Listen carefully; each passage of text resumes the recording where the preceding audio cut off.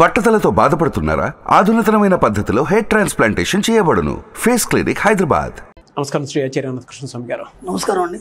విశ్వానికి అండ్ అనంతకృష్ణ స్వామి గారికి special thanks అని పెట్టారు. థ్యాంక్ యూ వెరీ మచ్ అండి.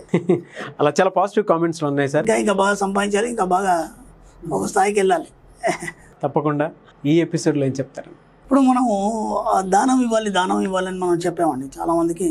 ఇప్పుడు సమాజ సేవ కోసం కానీ లేదంటే గోసేవ కోసం కానీ ఇలా మనం చాలా దానాల గురించి చెప్పాము. వీటికి మీరు వచ్చిన దాంట్లో 10% ఇవ్వండి ఎన్నోసార్లు చెప్పాము. ఎందుకు ఇవ్వాలి? ఇవ్వడం అంటే ఇచ్చేస్తున్నారు, ఎందుకు ఇవ్వాలి అనేది కూడా కొందరికి ఇంకా డౌట్గా ఉంది చాలా మందికి. అంటే మనం ఇక్కడ ఏం చెప్పామంటే మనం ఎంత ఇవ్వగలిగితే అంత రెట్టింపు పొందగలుగుతాం. అది మనం ఎలా ఇవ్వాలి? ఫస్ట్ మీకై మీరు ఖర్చు పెట్టుకోవాలి.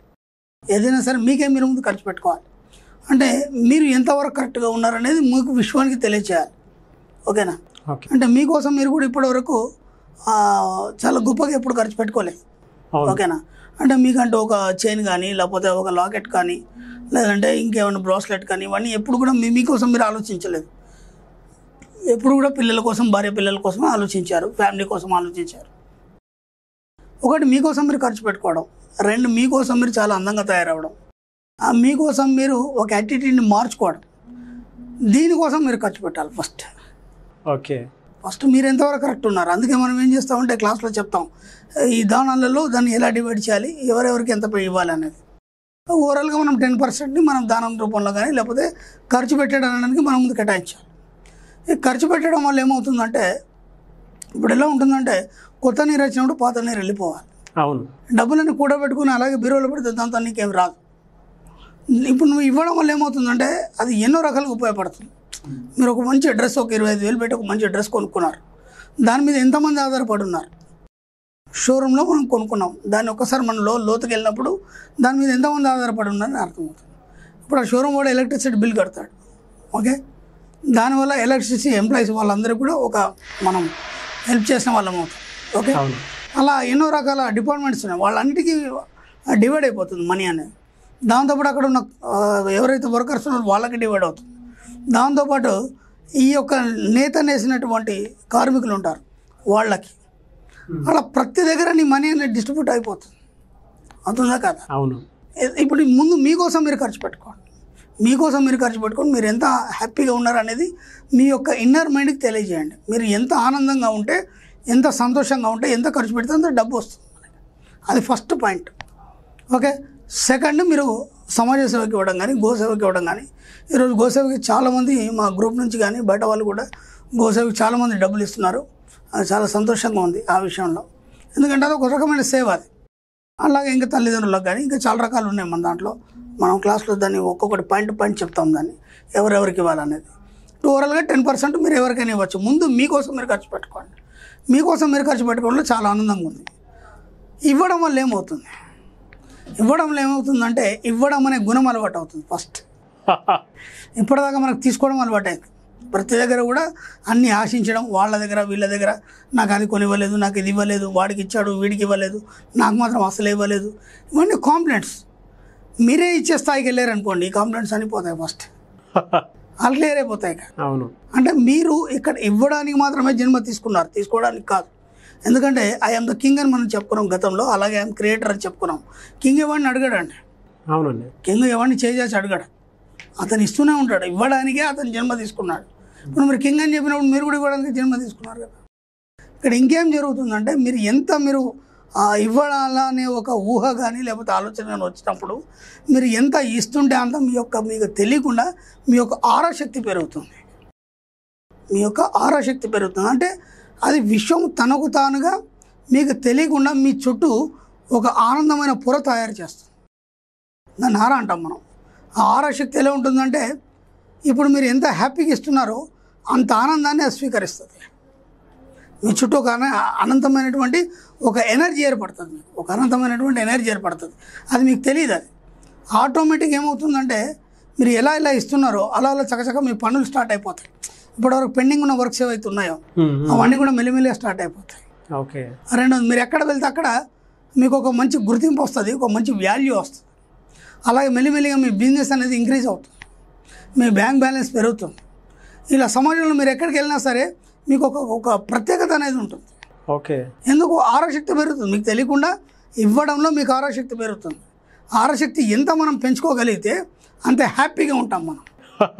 మీకు తెలియకుండా విశ్వం మీకు అది ప్రసాదిస్తుంది. విశ్వం నుంచి ఆ యొక్క కనెక్షన్ ఉంటుంది. అది ముందు మనకి ఇవ్వడం అనే మనస్తత్వం అనేది మనకు రావాలి. ఇంకేం చెప్తారంటే ఇవ్వడం అనేది వ్యసనంగా మారాలని కూడా అంటారు. అవును, ఇవ్వడం అనేది వ్యసనంగా మారాలి. అలా అని చెప్పేసి ఎక్కడ పడితే అక్కడ అది ఇది వేలకు వేలు లక్షలు ఇచ్చేయడం కాదు. దానికి ఒక సిస్టమ్ ఉంది మనకి. ఆ సిస్టమ్ ప్రకారమే ఇవ్వాలి. ఇప్పుడు ఇంతవరకు మనకు అది తెలీదు, తెలియకుండా ఎక్కడక్కడ పిచ్చి పిచ్చి చేసాము. కానీ అలా కాకుండా ఒక సిస్టమ్ ఉంది. ఒక 10% మన ఇన్కమ్ సోర్స్లో 10% కావచ్చు, మనం తెచ్చిన అప్పులు 10% కావచ్చు. అలా ఇవ్వడం వల్ల మెల్లిమెల్లిగా మీ అప్పులు కూడా తీరిపోతాయి. ఎప్పటివరకు మనం ఇవ్వలేదు కాబట్టి మీ దగ్గరికి డబ్బు రాలేదు.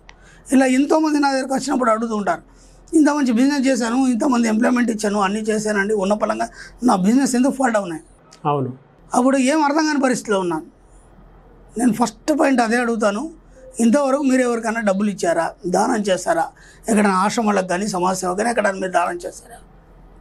చేసామండి, బాగానే చేసామండి. మేము ఏం చేసామంటే మేము టెంపుల్స్కి ఇచ్చాము, కొన్ని కళ్యాణాలకు ఇచ్చాము, కొన్ని వాటికి వీటికి ఇచ్చాము. అలా కాదు, దానికి ఒక క్యాల్కులేషన్ ఉంది. ఆ క్యాల్కులేషన్ ప్రకారం వీళ్ళకి ఇచ్చారా? మీరు ఇవ్వలేదు. అక్కడ పొరపాటు జరిగింది. ఎందుకంటే ఎప్పుడు డబ్బు వచ్చినా దాన్ని పట్టుకొని స్పర్శ చేసింది లేదు, కనీసం దాన్ని హ్యాపీనెస్గా ఫీల్ అయింది లేదు. తగ్గిమన ఇప్పుడు ఏమైందంటే మనం అసలు డబ్బులు పట్టుకునే పరిస్థితి కూడా ఏర్పడట్లేదు మనకి. ఎందుకంటే మొత్తం ఆన్లైన్లో అకౌంట్ మొత్తం బ్యాంకులోకి వెళ్ళిపోతుంది, బ్యాంక్ నుంచి అకౌంట్లో పడుతుంది. డబ్బులు పట్టుకొని చూసింది లేదు. ఆ స్పర్శ గమ్మత్ ఏం లేకుండా అయిపోయింది మనకి. ఎలా వస్తాయి మీ దగ్గర డబ్బులు? అది గతంలో చెప్పుకున్నాం మనం. డబ్బు రాగానే ముందు మనం దాన్ని పప్పి తీసుకోవాలి, స్పర్శించాలి ఇవన్నీ. ఆ తర్వాత ఏం చేయాలి? ఖచ్చితంగా నీ దగ్గర ఉన్న వాళ్ళందరికీ నువ్వు ఎంతో కొంత ఇస్తుండాలి. అంటే నీ పరిసర ప్రాంతాలు కానీ ఏదైనా కానీ. మళ్ళీ ఇప్పుడు వర్కర్స్ ఉన్నారు, ఆ వర్కర్స్ కూడా మనం పని అయిపోయిన తర్వాత నువ్వు అప్పుడు ఇప్పుడు అని సతాయించద్దు. ఎప్పుడు ఇవ్వాలి వాళ్ళకి? వాళ్ళ పని అయిపోయి చెమటారేలోపే డబ్బులు ఇచ్చేయాలి. చెమట ఆరిపోయేలోపే డబ్బులు ఇచ్చేయాలి. ఎవరిని కూడా ఎక్కడ కూడా ఇబ్బంది పెట్టద్దు. ఎందుకంటే ఇప్పుడు గెచ్ చేసుకుంటాడు వాడు, ఈ పని చేస్తే నాకు ఇంత అంతేదిగా ఎలా చెప్పారు? ఇవన్నీ ఉన్నాయండి మన శాస్త్రంలో, ఎప్పుడో ఉన్నాయి ఇవన్నీ. మన పురాణాలు కానీ శాస్త్రాలు కానీ కథల రూపంలో చెప్పారు వాళ్ళు, అందరికీ అర్థమవుతుందని. ఇప్పుడు అవి చదివేంత ఓపికేవాడికి లేదు ఇది. కాబట్టి చెప్పేవాడు లేకుండా అయిపోయినాడు. కాబట్టి కష్టపడేవాడికి ఎప్పుడైనా వాడు ఏం ఊహించుకుంటాడు, ఈరోజు నాకు 1000 రూపాయలు వస్తాయి, సాయంత్రం నేను వెళ్ళేప్పుడు పిల్లలకి తీసుకెళ్ళాలి, లేకపోతే ఈ సరుకులు తీసుకెళ్ళాలని ఊహిస్తాడు. సడన్గా నువ్వు రేపు తీసుకో అన్నావు అనుకో, వాడు ఎంత బాధపడిపోతాడు. వాడు పని కంప్లీట్ అయింది కదా, పని కంప్లీట్ అయినాక ఇంకా నువ్వు పెండింగ్ పెట్టడం ఎందుకు నా ఇబ్బంది పెట్టాలి? ఇప్పుడు కొన్ని సంస్థలు ఉన్నాయండి, నేను మంచి ఎదిగిన సంస్థలు ఉన్నాయి.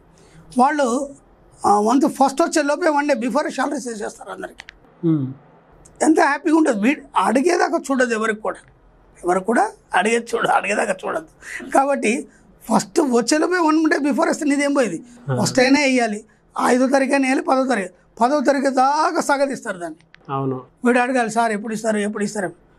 పని చేయట్లేదు, వాడు 4 రోజుల నుంచి దగ్గర పడున్నాడే, ఫస్ట్ లోపల నుంచి చేస్తే ఎంత హ్యాపీగా ఉంటాడు.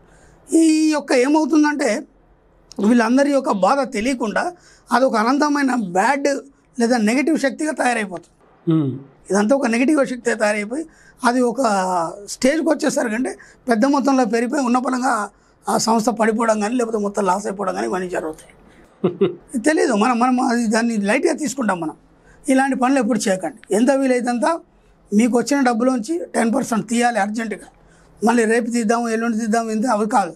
వచ్చిందా రాగానే ఇమీడియట్ తీసి పక్కన పెట్టండి, పోయేదే ఉంది. ఎంత వీలైతంత దానాలు చేయండి. మీ దగ్గర ఉన్న వర్కర్స్ కానీ ఎవరికి ఇబ్బంది పెట్టకండి. పని అయిపోయిందా డబ్బులు ఇచ్చేయండి, అంతే, అంతకంటే ఇంకేం లేదు. చాలా హ్యాపీగా ఉంటారు వాళ్ళు. ఆ హ్యాపీనెస్ అనేది కూడా మీరు ఎంత హ్యాపీగా సమాజానికి ఉంచగలుగుతారో, మీ పరిసర ప్రాంతాల్లో ఎంత హ్యాపీనెస్గా ఉంచుతారో అది కూడా ఒక ఆనందమైన శక్తిగా పెరిగిపోతుంది. మీకు తెలియకుండా పెరిగిపోయి ఏమవుతుందంటే మీ ఆరాశక్తి పెరుగుతుంది. అప్పుడు ఆ సంస్థ కలకాలం నిలిచి ఉంటుంది. అది డౌన్ ఫాన్ అలా ఉండదు. ఈ చిన్న పొరపాట్ల వల్ల మనకు తెలియకుండా మనం పట్టించుకోకుండా మన సమస్యలు మనమే కొని తెచ్చుకొని ఇబ్బందులు పడాల్సి వస్తుంది. ఈ చిన్న విషయాలను కనుక మనం గమనిస్తే డబ్బు సంపద విషయంలో ఎప్పుడు కూడా ఎవరు గ్రీన్గా ఉండగలుగుతాం మనం. Sure. Thank you so much sir. Thank you so much Shri Acharya Anantakrishna గారు.